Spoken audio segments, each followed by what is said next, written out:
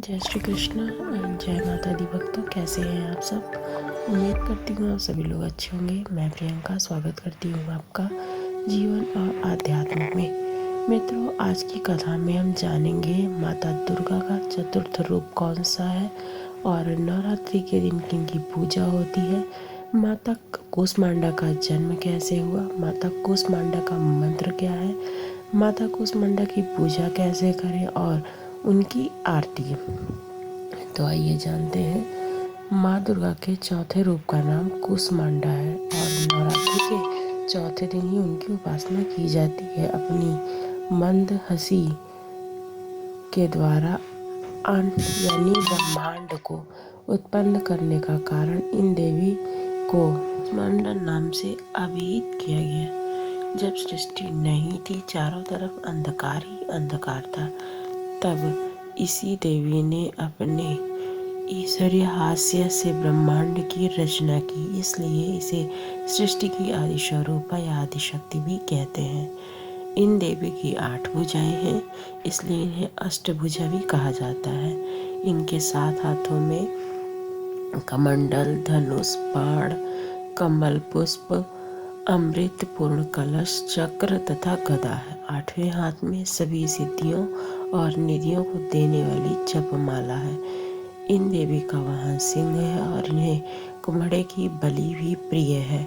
संस्कृति में कुम्हड़े को कूष्मांडा कहते हैं, इसलिए इस देवी को कूष्मांडा कहा जाता है। इन देवी का वास सूर्य मंडल के भीतर लोक में है।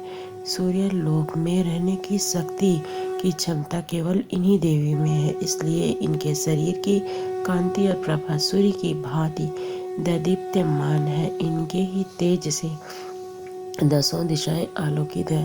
ब्रह्मांड की सभी भुजाओं और प्राणियों में इन्हीं का तेज व्याप्त है। विधि विधान से माता कूष्मांडा की पूजा करने पर भक्त को कम से कम समय में ही कृपा का सूक्ष्म भाव अनुभव होने लगता है। अंचला और पवित्र मन से नवरात्रि के चौथे दिन इन देवी की पूजा आराधना करना चाहिए। इससे भक्तों में रोग और शोक का नाश होता है तथा उसे आयु, यश, बल और आरोग्य प्राप्त होता है। यह देवी आतिथ्यों व्याधियों से मुक्त कराती हैं और उन्हें सुख और समृद्धि तथा उन्नति प्रदान करती हैं। अंततः इस देवी की उपासना समृद्धि और उन्नति प्रदान करती है। अतः इस देवी की उपासना से भक्तों को सदैव तत्पर पर रहना चाहिए। आइए इनका मंत्र जान लेते हैं। सुरा संपूर्ण कलसा रुधिर्पोक्त लेम में वचा दधाना हस्तपाद्या कूष्मांडाय शुभदास्तु में। माता कूष्मांडा की कथा जो कि दुर्गा सप्तशती में लिखित है, उसको मैं आप लोगों को सुनाती हूँ। वह देवी जिनके उदर में त्रिविधि तापयुक्त संसार स्थित है, वह कूष्मांडा है। कूष्मांडा इस चराचर जगत की अधिष्ठात्री है।